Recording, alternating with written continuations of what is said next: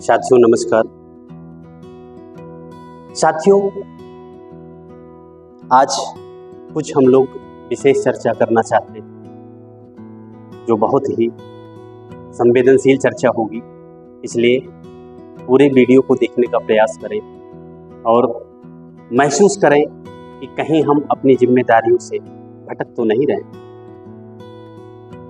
साथियों, आज महसूस कर रहे होंगे ये जो ब्रह्मांड की तपन है, ये गर्मी है, जिस तरीके से अपना रौद्र रूप दिखा रही है, क्या आपको आभास हो रहा है ऐसा क्यों हो रहा है, ऐसा वो क्यों कर रही है?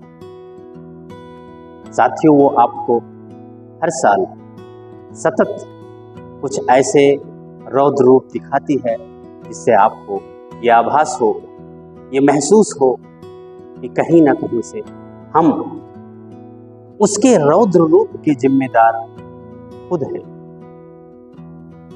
ऐसा रूप क्यों दिखा रही है प्रकृति? हर साल ऐसे तहस नहस क्यों करती है? ये सोचने का विषय है।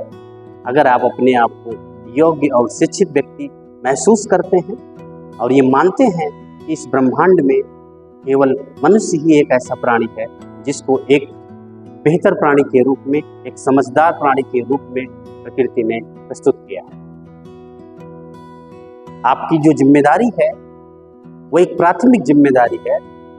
इस प्रकृति को, इस प्रकृति के बैलेंस को, इस प्रकृति पे उत्पन्न बनी हुई जो भी चीजें हैं उनको मैनेज करने की जो प्राथमिक जिम्मेदारी दी गई है वो इस व्यक्ति को दी गई है। और कहीं ना कहीं से सारे प्राणियों में इस प्राथमिक जिम्मेदारी वाला व्यक्ति अपनी पूरी की पूरी जिम्मेदारियों से वंचित होता जा रहा है। पेड़ पौधे काटता जा रहा है, घर में कूलर पंखे एसी बढ़ाता जा रहा है। कैसी विकृति है, कैसी मानसिकता है? पेड़ पौधे, आप कूलर पंखी ऐसे कुछ भी लगाइए, अपने घर में कूलर पंखे एसी कुछ भी लगाइए, लेकिन प्रकृति के बैलेंस को बिगड़ने मत दीजिए। नहीं तो ये रौद्र रूप जो आपको देखने को मिल रहा है ये आज भी दिखेगा, पीछे भी देखा गया है और आगे भी देखा जाएगा।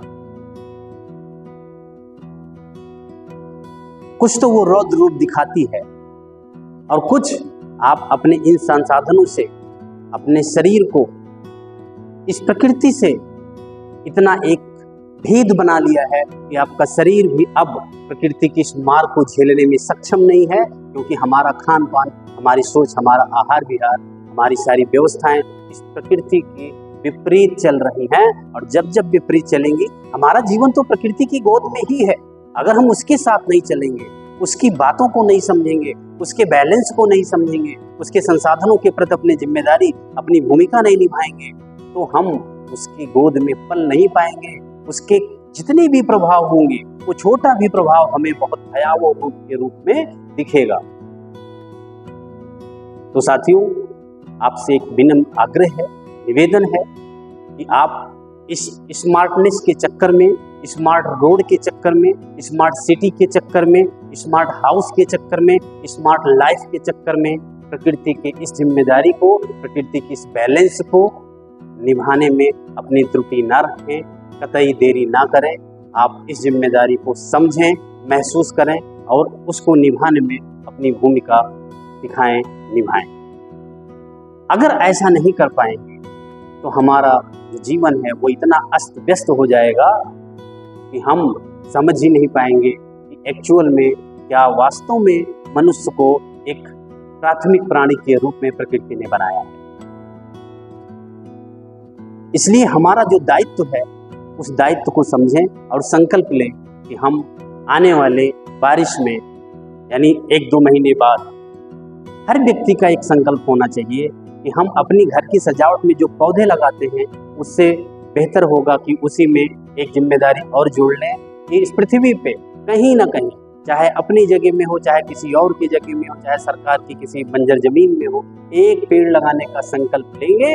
अगर आप इस बैलेंस को बनाए रखने में अपनी सहभागिता निभाएंगे तो 100% आने वाला जो समय होगा वो बहुत अच्छा हो सकता है और हम ऐसी समस्याओं से शायद मुक्ति पा सकते हैं। इसके अलावा और कोई विकल्प नहीं है कि हम इस तपन से या प्रकृति के इस रौद्र रूप से अपने जीवन को सुरक्षित कर पाएं।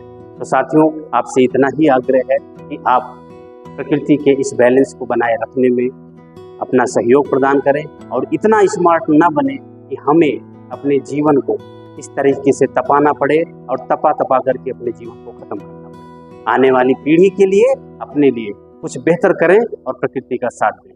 धन्यवाद।